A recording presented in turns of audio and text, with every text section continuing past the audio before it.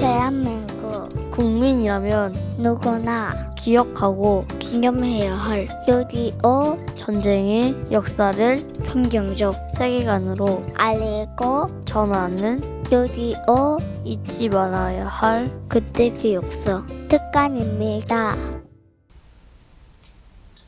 대한민국 국민이라면 누구나 6.25 전쟁을 기억해야 하며 결코 잊어서는 안 됩니다. 왜냐하면 6.25 전쟁은 아직 끝나지 않은 전쟁이며 반드시 끝내야 할 전쟁이기 때문입니다. 6.25 잊지 말아야 할 그때 그 역사 첫 번째 이야기. 북한의 남침에서 대한민국을 구한 세 번의 기적. 우연이 아니다. 대한민국 건국 이래 가장 큰 비극이었던 6.25 전쟁은 1950년 6월 25일 일요일 새벽 소련의 지원을 받은 북한 공산군의 기습 남침으로 시작되었습니다. 당시 북한은 소련의 막대한 지원 아래 압도적인 군사력을 갖추고 있었습니다. 소련의 교관으로부터 체계적인 훈련을 받은 약 18만 명의 지상군과 400여 문의 대포, 242대의 소련제 탱크 등 막강한 화력을 갖추고 있었습니다. 반면 남한의 군사력은 매우 열악한 상태였습니다. 병력도 화기도 북한의 절반 정도, 탱크는 한 대도 없고 항공기도 전투기가 아닌 연락기, 함정도 다 낡아빠진 36척이 전부였습니다. 이런 상황에서 북한군은 파죽지세로 남하했고 결국 대한민국의 수도 서울은 단 3일 만에 북한군에 의해 함락되고 말았습니다. 전쟁이 시작된 지 4일 만에 대한민국 국군 절반에 가까운 약 4만 4천 명이 전사하거나 포로가 되는 큰 피해를 입었습니다. 이처럼 처참한 상황에서 과연 누가 대한민국의 생존을 예상할 수 있었을까요? 많은 사람들은 대한민국의 멸망이 시간 문제라고 생각했습니다. 하지만 놀랍게도 그 절체절명의 위기 속에서 대한민국은 무너지지 않았습니다. 도대체 대한민국은 어떻게 살아남을 수 있었을까요? 그 배경에는 기적과도 같은 세 가지 사건이 있었습니다.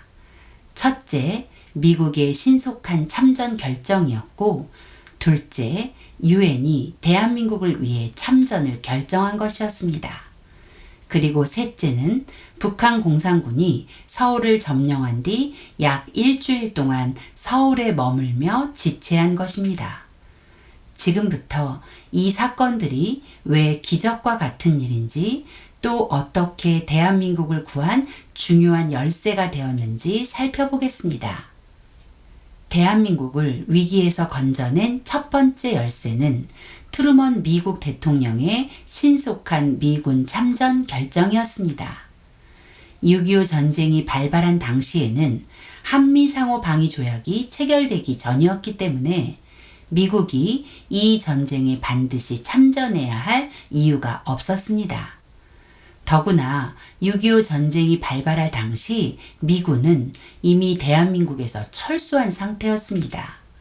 왜냐하면 1947년 11월 14일 유엔이 남북 단일선거 실시를 결의하면서 선거 이후 대한민국이 합법정부를 구성하면 모든 외국 군대가 한반도에서 철수해야 한다는 결정에 따라 1949년 6월 29일 군사고문단 475명만 남겨두고 대한민국에서 철수한 것입니다. 미군이 철수하면 대한민국의 안보는 무너진다며 강하게 반대하는 이승만 대통령의 호소에도 불구하고 말이죠. 설상가상으로 미군이 철수하고 약 6개월 후인 1950년 1월 12일 미국 국무장관 딘 에치스는 미국의 극동 방위선 에치슨 라인을 선포했습니다. 에치슨 라인은 소련과 중국의 공산화 확장을 저지하기 위해 알래스카, 알류샨 열도, 일본, 오키나와, 필리핀을 연결하는 미국의 극동 방어선으로 만약 소련이나 중국이 이 방어선에 포함된 국가를 공격할 경우 미국이 직접 나서서 방어하겠다는 선언이었습니다. 이는 미국의 안보를 지키는 동시에 공산 진영에 대한 경고이기도 했죠. 그러나 문제는 이 에치슨 라인에서 대한민국은 제외되었다는 것입니다. 이는 대한민국은 소련과 중국 공산 세력의 위협으로부터 미국의 보호를 기대할 수 없다는 것을 의미하는 것이었죠. 이처럼 대한민국을 보호해야 할 어떤 약속이나 의무가 없는 상황에서 트루먼 대통령이 6.25 전쟁에 개입해 대한민국을 돕기 위해 미군 참전을 결정했다는 것은 당시로서는 기적과도 같은 일이었습니다. 1950년 6월 25일 대한민국에서 전쟁이 발발한 당일 오후 1시경 미국 시간으로 6월 24일 밤 8시 50분 트루먼 대통령은 에치슨 국무장관으로부터 북한의 남침 사실을 보고받았습니다. 그리고 6월 27일 트루먼 대통령은 미 극동사령관 더글라스 맥아더 장군에게 대한민국에 대한 미 극동 해군과 공군의 지원을 즉각 개시하라고 명령하며 사실상 미군의 참전을 선언했습니다. 이어 6월 30일 저녁에는 지상군 파병까지 결정했고 마침내 1950년 7월 1일 스미스 대대 장병 540명이 부산에 상륙하면서 미군의 본격적인 참전이 시작됩니다. 이 기적과 같은 트루먼 대통령의 결정 뒤에는 잘 알려지지 않은 중요한 인물이 있었습니다. 그 사람은 워싱턴 DC의 파운드리 감리교회를 담임하던 프레드릭 브라운 해리스 목사입니다. 해리스 목사는 24년 동안 상원 원목으로 재직하며 미국 정치권에 큰 영향력을 행사했던 인물이었습니다. 물론 트루먼 대통령의 신속한 파병 결정에는 빌리 그레이엄 목사의 전보도 큰 영향을 주었습니다. 6.25 전쟁 발발 직후 빌리 그레이엄 목사는 트루먼 대통령에게 전보를 보내 이렇게 호소했습니다. 코리아의 남쪽에는 인구 대비 세계 그 어느 지역보다 많은 기독교인들이 있습니다. 그들을 내버려 두어서는 안 됩니다.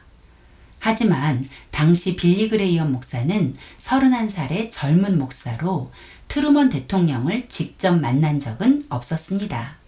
반면 해리스 목사는 트루먼이 부통령 시절부터 친밀한 관계를 유지해왔고 특히 전쟁 발발 약 한 달 전 트루먼 대통령에게 편지를 보내 한반도를 둘러싼 국제 정세가 매우 긴박하므로 대한민국의 안전 보장을 위해 이승만 대통령을 국빈으로 초청해 만날 것을 요청하기도 했습니다. 이러한 점을 볼 때 해리스 목사의 조언이 트루먼 대통령의 파병 결정에 더 큰 영향을 끼쳤을 것으로 여겨집니다. 트루먼 대통령이 참전을 결정하고 실제로 파병을 실행하자 해리스 목사는 1950년 8월 18일 트루먼 대통령에게 편지를 보냈습니다. 그는 트루먼 대통령의 이 결정은 훗날 20세기 역사에서 가장 중요한 선택으로 기억될 것입니다. 라며 트루먼 대통령의 참전 결정을 높이 평가했습니다. 이에 대해 트루먼 대통령은 해리스 목사님의 편지에 깊이 감사드립니다. 라고 답장한 것으로 전해집니다. 이후에도 해리스 목사와 파운드리 감리교회는 전쟁 중인 대한민국을 돕기 위해 기금과 구호 물자를 보내고 대한민국의 승리를 위해 지속적으로 기도했습니다. 해리스 목사가 미군 참전을 적극적으로 조언하고 대한민국을 도우려 애쓴 이유는 이승만 대통령과의 각별한 관계 때문이었습니다. 해리스 목사는 1954년 7월 이승만 대통령이 미국 국빈 방문차 워싱턴 DC에 도착했을 때 비행기에까지 올라 이승만 대통령을 영접할 만큼 각별한 사이였습니다. 이승만 대통령 역시 착륙 직후에 가진 기자회견에서 해리스 목사를 가리켜 나의 목사님 해리스라는 표현을 할 정도로 깊은 신뢰와 우정을 보여주었습니다. 방미 기간 중이던 8월 1일 이승만 대통령은 파운드리 교회 예배에 참석했을 때 파운드리 감리교회를 통해 이루어진 해리스 목사와의 오랜 인연을 이렇게 말했습니다. 1945년 이전에 워싱턴 DC에서 망명 생활을 할 때 나는 이 교회에서 예배를 드렸고 평생의 친구이자 현재 이 교회를 관할하는 프레데릭 해리스 목사님을 사귀게 되었습니다. 해리스 목사의 한국 사랑은 단순한 우정을 넘어섰습니다. 그는 6.25 전쟁 당시 미국의 한국 지원과 참전에 힘을 보탰고 전쟁 이후에도 대한민국을 위해 보이지 않는 곳에서 그림자 대사와 같은 역할을 감당하며 한국을 도왔습니다. 대한민국이 오늘날 자유를 누릴 수 있게 된 데에는 트루먼 대통령의 신속한 참전 결정과 그 결정을 이끌어내는데 중요한 역할을 한 해리스 목사의 노력이 있었습니다. 하지만 우리가 결코 잊지 말아야 할 또 하나의 사실이 있습니다. 대한민국을 구한 기적 뒤에는 우리 국군과 유엔군의 숭고한 희생이 있었다는 것입니다. 특히 미군은 대한민국을 위해 엄청난 희생을 치렀습니다. 트루먼 대통령의 신속한 참전 결정으로 1950년 7월 1일 부산에 상륙한 스미스 특수임무부대 장병 540명은 북진을 시작했습니다. 미군의 첫 번째 전투는 7월 5일 오산 북쪽 중미령에서 북한군과 교전한 오산 중미령 전투였습니다. 이 전투에서 미군은 치열한 교전 끝에 540명의 대원 중 181명이 전사하거나 실종되는 큰 피해를 입었습니다. 비록 미군이 패배의 쓴잔을 마셔야 했지만 스미스 부대의 고귀한 희생 덕분에 국군과 유엔군은 낙동강 방어선을 구축하고 반격을 준비할 수 있는 소중한 시간을 벌 수 있었습니다. 오늘날 오산시 내산미동 중미령 평화공원에는 스미스 특수임무부대원 540명을 상징하는 540개의 돌을 쌓아 만든 유엔군 초전 기념비가 세워져 있습니다. 이 기념비는 대한민국을 위해 싸운 그들의 희생을 기억하고 있습니다. 중미령 전투를 시작으로 미군은 낙동강 방어선 전투, 인천 상륙작전, 장진호 전투 등 수많은 격전을 치렀습니다. 이 과정에서 54,246명이 전사하고 8,177명이 실종되었으며 7,140명이 포로가 되었고 10만 3,248명이 부상을 당했습니다. 모두 합하면 17만 2,847명에 달하는 미군 장병들이 대한민국을 위해 희생된 것입니다. 미군 장병들이 대한민국을 위해 희생한 것입니다. 세계 최강국인 미국이 자유를 지키기 위해 약소국이었던 대한민국을 위해 바친 희생은 참으로 값지고 숭고한 것이었습니다.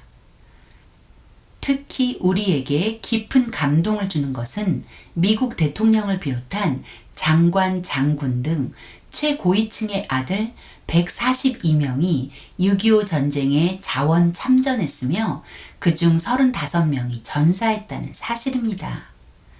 아이젠하워 대통령의 아들 존 아이젠하워 육군 중위는 1952년 미 3사단 중대장으로 참전했고 워커 8군 사령관의 아들 샘 워커 중위는 미 24단 중대장으로 참전해 대한민국을 위해 싸웠습니다.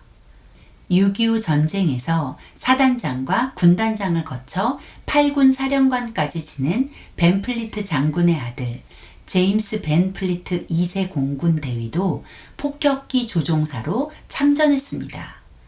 그는 1952년 4월 4일 새벽 평남 순천 지역으로 야간 출격을 나갔다가 안타깝게도 실종됐습니다.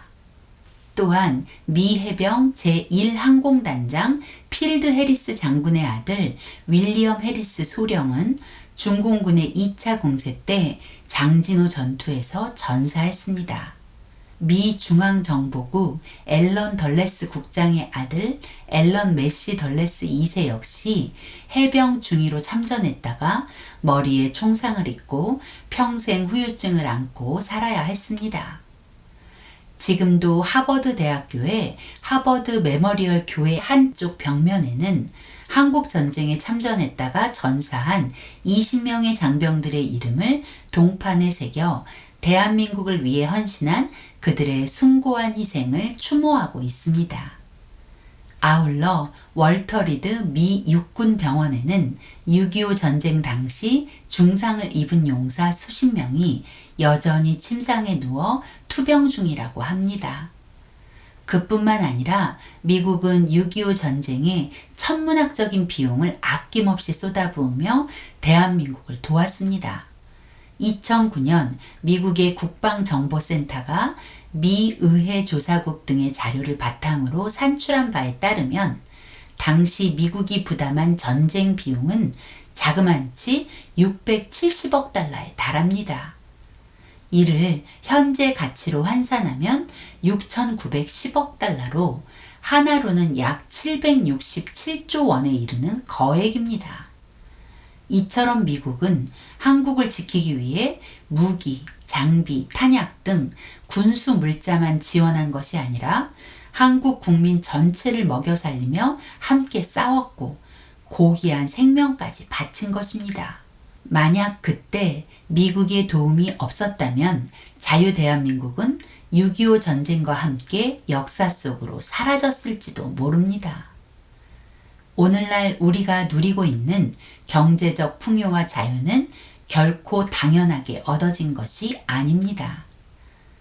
전쟁의 참화 속에서 기적적으로 이 대한민국을 구원하신 하나님의 전적인 은혜가 있었음을 잊지 말아야 합니다.